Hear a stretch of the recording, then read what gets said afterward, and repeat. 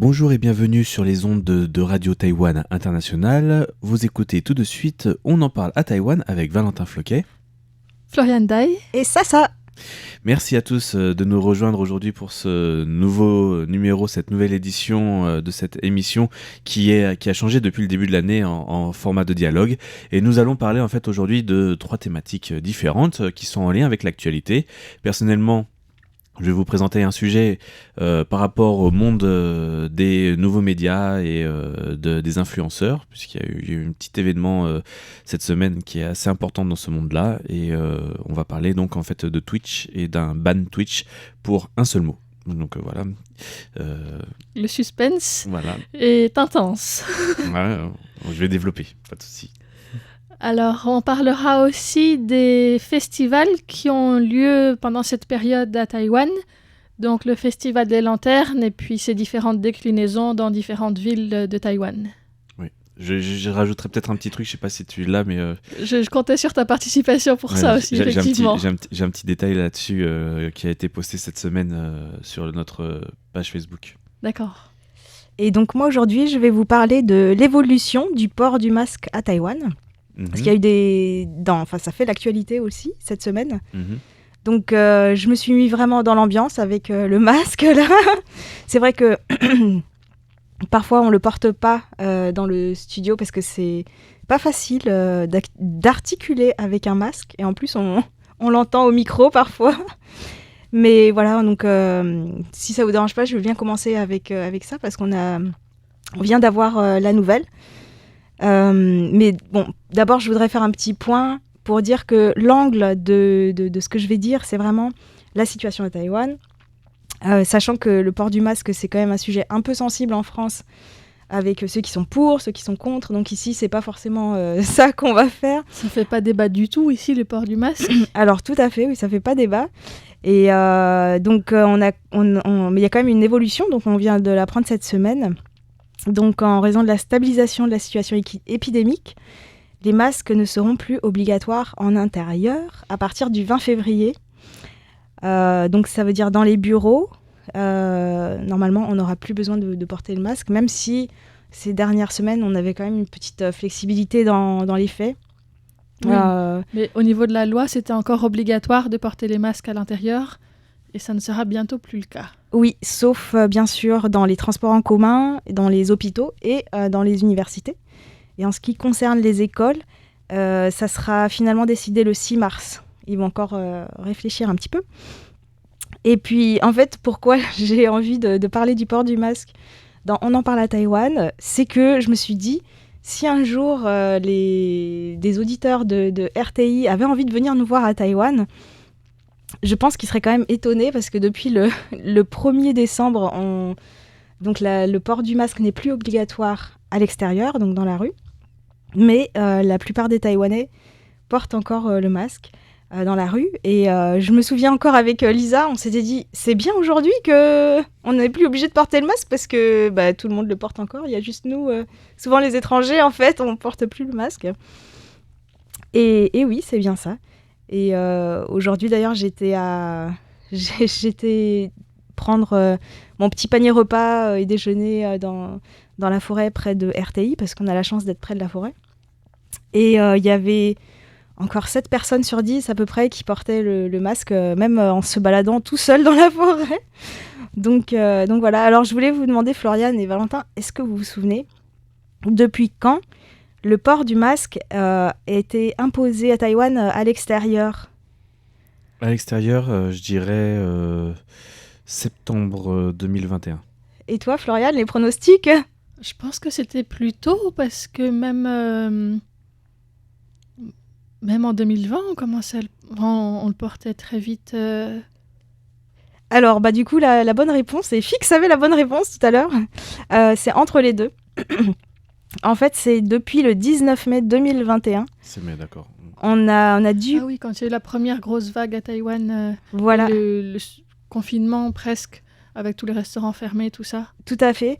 Donc avant cette date, pendant quelques mois, on a dû porter le masque dans les transports en commun et dans les lieux un peu bondés comme les cinémas ou des lieux comme ça. Mais c'est en mai 2021 que le masque a été imposé à l'extérieur et à l'intérieur, en fait, donc sauf à la maison. Donc ça fait 1 an et demi qu'on avait le masque. Normalement, on était censé l'avoir, sauf quand on est chez soi en privé, et puis quand on mange aussi. Avec quelques périodes où on pouvait aussi ne pas le porter en faisant du sport en extérieur. Oui, tout à fait. Depuis quelques mois, c'était possible. Ouais. Mais ça n'avait pas vraiment changé les habitudes. D'ailleurs, on n'était pas obligé de le porter en moto, par exemple, non plus, mais tout le monde l'avait gardé aussi, enfin pratiquement. Mais je pense en Avec la moto, pollution beaucoup de aussi. gens le portaient à l'avance, c'est ça, pour des questions de pollution, pour se protéger, parce Ouais. qu'on respire beaucoup de pots d'échappement quand on est en moto. Et d'ailleurs, à ce sujet, je voulais vous raconter une petite anecdote qui m'a marquée. Donc, c'était le 1er décembre, c'est le premier jour donc, où on n'avait plus besoin de porter le masque. Et ce jour-là, j'étais dans le quartier du jardin botanique. Donc, je me suis dit, ah super, je vais m'asseoir un petit peu, respirer dans le jardin botanique et tout. C'était très joli. Et puis, j'étais assise sur un banc. Et il y a un Taïwanais qui faisait un footing avec son masque. Donc, il était déjà pas mal essoufflé. Il s'arrête à 1 mètre devant moi et il fait des pompes avec son masque. Et j'étais là. Waouh, d'accord, ouais, c'est... Enfin, ça m'a laissé bouche bée, quoi. C'était marrant, la différence culturelle. Moi, j'étais super contente de ne pas porter le masque et de respirer le bon air du jardin botanique. Et puis, ouais, voilà, c'était assez marrant. Enfin, je pense que c'est une anecdote que je suis pas prête d'oublier. Et donc, voilà, ça fait 1 an et demi que le masque était obligatoire à l'extérieur. Donc, c'est peut-être aussi pour une question d'habitude qu'il y a beaucoup de Taïwanais qui continuent à le porter, même s'ils ne sont pas obligés.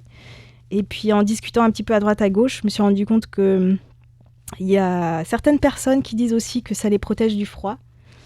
C'est vrai qu'actuellement, il fait assez froid, mais je ne sais pas si en été, ils vont continuer à le porter. En tout cas, l'été dernier, c'était obligatoire.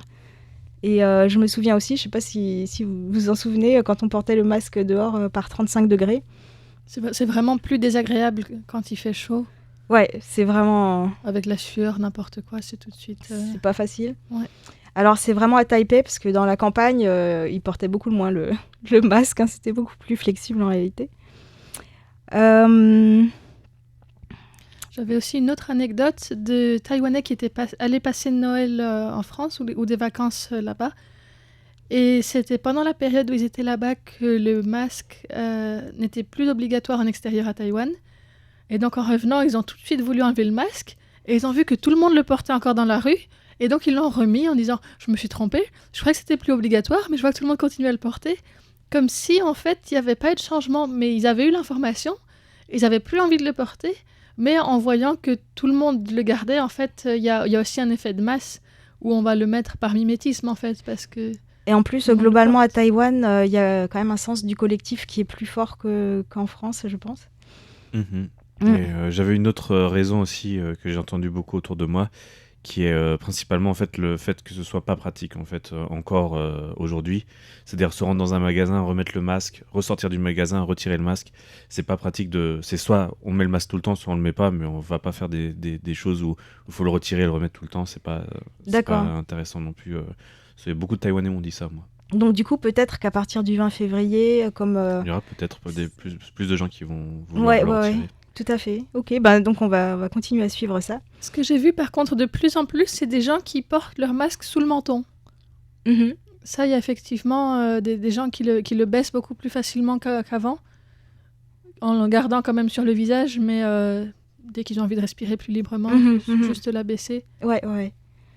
Et c'est vrai que une des différences que j'avais notées aussi par rapport à la France, c'est que en fait, ici, les enfants sont vraiment tous masqués à l'école.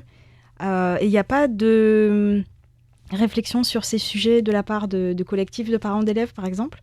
Alors qu'en France, il y a eu pas mal de collectifs de parents d'élèves qui ont fait des recherches aussi avec les psychologues pour voir l'impact du port du masque sur l'apprentissage. D'ailleurs, c'est vrai que, surtout quand on apprend une langue, c'est pas facile de pas voir les lèvres, en tout cas. Et alors qu'à Taïwan, il n'y a pas du tout eu de réflexion comme ça ou de demande de collectifs de parents d'élèves pour assouplir les règles dans les écoles. Voilà. Bah, donc du coup, c'était juste pour vous tenir au courant. Et puis on espère qu'il y aura des auditeurs de RTI qui viendront un jour nous voir à Taïwan. Sans masque. Et d'ici là, ben, je pense que peut-être que la situation aura changé parce que tout ça continue à évoluer. Oui. Ouais. Voilà, je vais passer peut-être un petit peu au monde virtuel et au gaming, etc. Donc le gaming, les jeux vidéo de manière plus professionnelle ou plus assidue en tout cas. Et donc il y a eu une grosse news, une grosse information au niveau de Twitch cette semaine qui est tombée. Il y a un des plus gros, on appelle ça des streamers dans le monde de Twitch, ce sont des gens qui diffusent...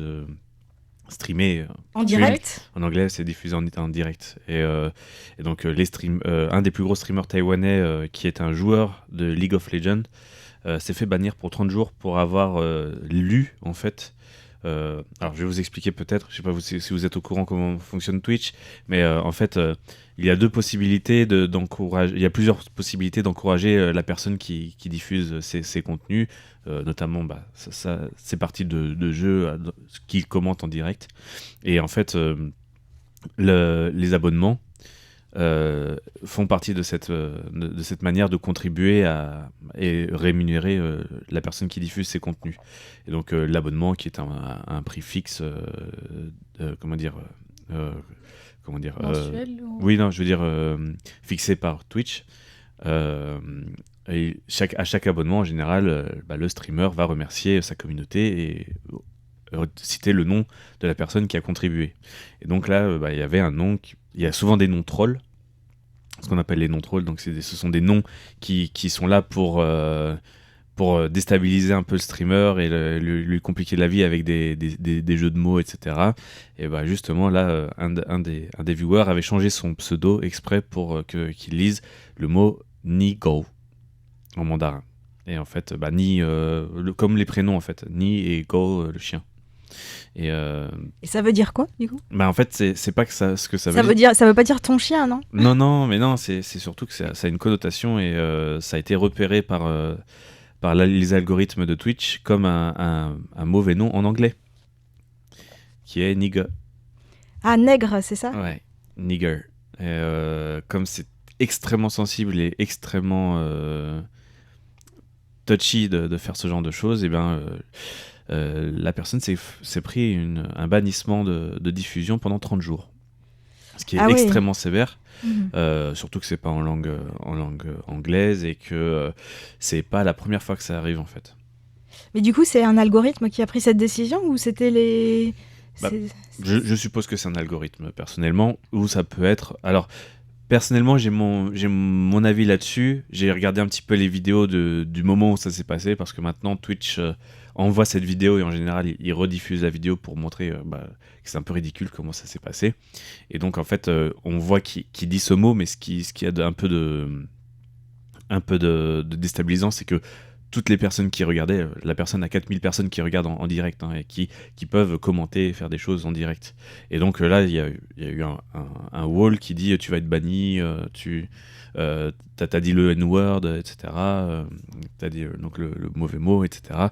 Et donc je pense que c'est plus le fait qu'il n'ait pas modéré à ce moment-là son chat, ce qu'on appelle le chat, donc sa fenêtre de discussion, plus que le fait qu'il ait dit le mot en lui-même. Et il y a eu des signalements, à mon avis, comme c'est anonyme et qu'on n'a aucun retracement. Twitch est très secret sur ses manières de modérer les diffuseurs de contenu ou les personnes qui regardent sur leur plateforme, les utilisateurs de leur plateforme. On ne sait pas trop en fait comment ça s'est passé. Ils disent juste que c'est langage haineux. Voilà, c'est la seule chose qu'ils vont dire. Ils vont donner le clip, donc la partie de vidéo qui est problématique et qui a été bannie. Donc on ne sait pas trop. Voilà. Et c'est un débat qui est assez long depuis quelques mois, voire quelques années maintenant chez Twitch, et notamment dans la communauté Twitch sinophone, qui se retrouve très régulièrement banni sans notification et sans explication de la part de Twitch, et sans avoir en plus d'interlocuteurs mandarin sur Taïwan pour faire la modération et les débannir ou aider à refaire des changements en cas où. Donc en fait, c'est une histoire qui remonte à 2020. Et 2020, il y a eu une histoire. C'est ressorti en 2022. Il y a eu une autre histoire en mai. Et d'ailleurs, c'était une histoire internationale des problèmes de modération de Twitch. Et Taïwan avait, à partir de ce moment-là, à partir de mai, où Twitch avait remodifié ses manières de modération, Taïwan avait édité un fichier Google Doc sur lequel ils avaient mis la liste des mots qui étaient problématiques et qui pouvaient être bannis, pour lesquels on pouvait être banni chez Twitch. Et ils ont fait une liste de 100 mots comme ça. Donc chaque personne, c'est libre d'accès et anonyme. Donc chaque personne qui pensait ou qui ont vu quelque chose se passer comme ça, donc plus de 100 mots en mandarin, sont bannis comme ça un petit peu de manière intempestive. Plusieurs grands streamers à Taïwan ont commenté en décembre dernier, parce qu'il y a encore eu des histoires. Là en fait, je fais le follow juste à travers des articles de presse généralistes ou spécialisés dans le domaine que j'ai trouvé. Je suis même pas essayé d'aller voir sur les réseaux sociaux le nombre de petits événements. Là, c'est les grands événements qui ont été assez grands pour que la presse taïwanaise s'en inquiète. Et donc là, c'est un peu le clou du spectacle. Enfin, c'est un peu la cerise sur le gâteau. Et là, quand même, je crois que c'est le numéro... Il fait partie du top 5 en termes de chiffres de la plateforme de Twitch à Taïwan. Et il a décidé d'arrêter complètement et de partir chez YouTube Gaming, qui a un service à peu près équivalent à Twitch. Mais tu penses qu'il n'aura pas les mêmes problèmes chez YouTube ? Bah si, je pense aussi. C'est pour ça que moi aussi je me suis posé la question et je sais pas, c'est un petit peu et peut-être qu'il y retournera dans un an ou dans 6 mois ou dans 3 mois, on sait pas. Mais bon, le truc c'est qu'il y a quand même plusieurs autres joueurs. Donc c'est un joueur de League of Legends qui est un des plus gros jeux joués sur Twitch, qui est même mondialement en jeu en ligne, c'est un des top. Alors je ne pourrais pas vous donner les chiffres, mais c'est un des top jeux qui est joué. Et ce qui est incroyable, c'est quand même qu'il emporte quand même plusieurs personnes avec lui qui le suivent et qui disent ouais, si c'est comme ça, c'est un petit peu comment dire, un mouvement collectif de partir de chez Twitch suite à ça, quoi. En tout cas, moi, ça me fait penser à ce qui s'est passé en 2020 avec une maison d'édition qui avait traduit un livre d'Agatha Christie et qui avait enlevé le mot nègre qui était dans le titre du livre. Et à l'époque, en fait, l'auteur haïtien Dany Laferrière avait réagi en disant que c'est vrai que nègre a une connotation, bien sûr, en tout cas pour certaines personnes, a une connotation négative avec l'histoire qui s'est déroulée de la colonisation de l'esclavage. Mais que voilà, c'est pas en enlevant un mot qu'on va en fait réussir à résoudre le problème, en fait. Et enfin voilà, il y a toute une réflexion sur ces questions aussi en Europe. Là, ça fait quelques années avec plusieurs événements, que ce soit Black Lives Matter ou MeToo, que la question revient de soit laisser les choses et de les expliquer. Il y a vraiment deux parties dans ce cas de censure. C'est soit laisser les choses et les expliquer et donner des contextes pour remettre en contexte justement comment ça s'est passé à l'époque et peut-être dire comment maintenant c'est pas vu de la même manière. Et il y a l'autre qui est carrément ce qu'on appelle la cancel culture, qui est carrément de tout retirer, quoi. Mmh. Et alors sur un autre sujet, ça me fait aussi penser à quelque chose, c'est les Taïwanais avaient utilisé justement les signalements sur YouTube. Je crois que c'était juste avant le mouvement des tournesols. Donc ils ont utilisé ça d'une manière très intéressante. Il y avait un clip sur YouTube du gouvernement taïwanais à l'époque qui disait oui, donc la nouvelle réforme économique, etc. Faites-nous confiance. C'est trop compliqué à expliquer, mais voilà, faites-nous confiance. Et en fait, il y a eu des centaines de milliers de Taïwanais qui ont signalé à YouTube cette vidéo comme je ne sais plus ce qu'ils avaient mis, mais voilà, comme une vidéo mensongère donc ils avaient porté plainte entre guillemets à travers YouTube. Et YouTube, recevant tout d'un coup des centaines de milliers de plaintes sur cette vidéo, ils avaient fermé le compte pendant un certain temps du gouvernement taïwanais sur YouTube. Ça, c'était vraiment incroyable. Ah, c'est pas mal, je connaissais pas. Mais après, les critères de modération de YouTube étaient encore très différents d'aujourd'hui. Ça continue d'évoluer. On sait que YouTube maintenant demande de biper tous les gros mots, ce qui est très récent. Donc justement, quand on revient sur l'idée de changer Twitch pour YouTube, YouTube était peut-être un peu plus tolérant avant, puis là ça va repasser dans l'autre sens. Et peut-être qu'il n'a pas choisi le bon moment, cet influenceur, parce qu'on parle quand même d'un influenceur avec une communauté de 500 000 personnes. Mmh. Mais là, ce qui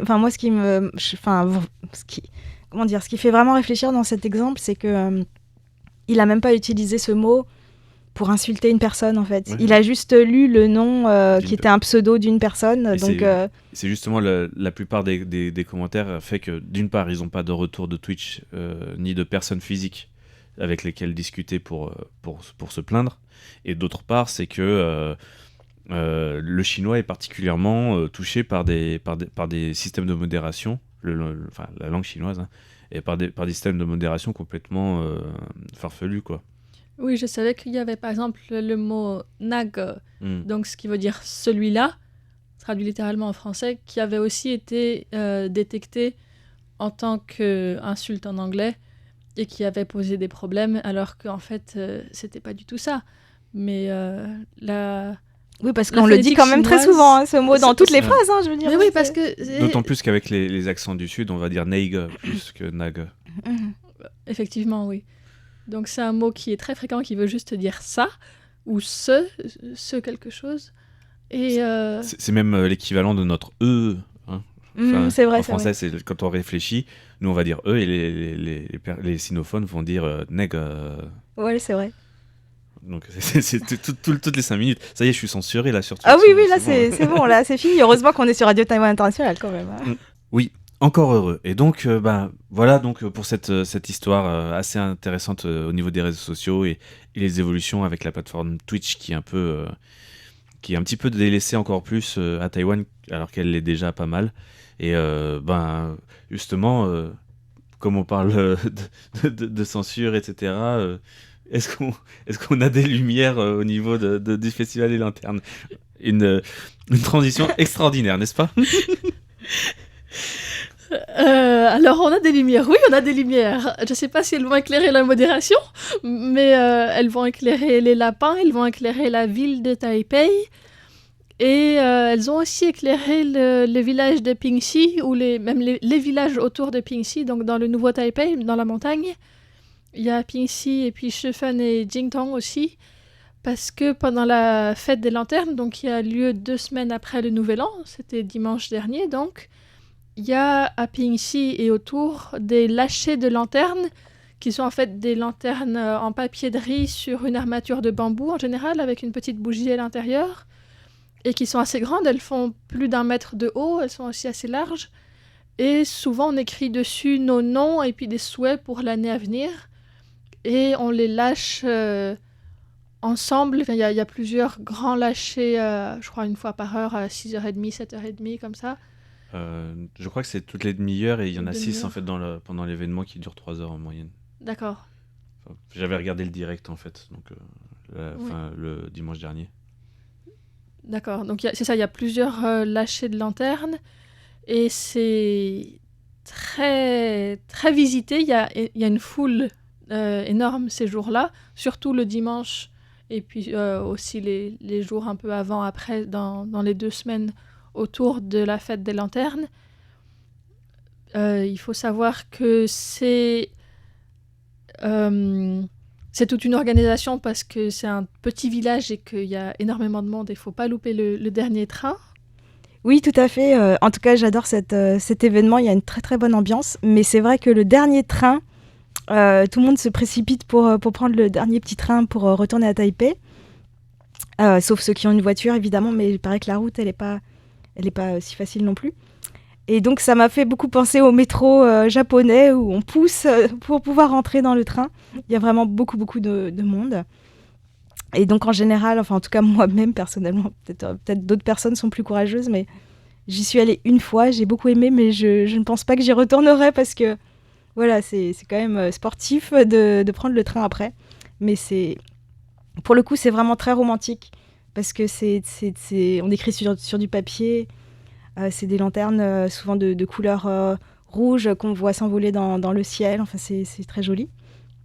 Après, au niveau environnemental, c'est pas génial parce que ça retombe partout autour. Les gens s'en plaignent beaucoup, mais en tout cas, c'est une très belle soirée.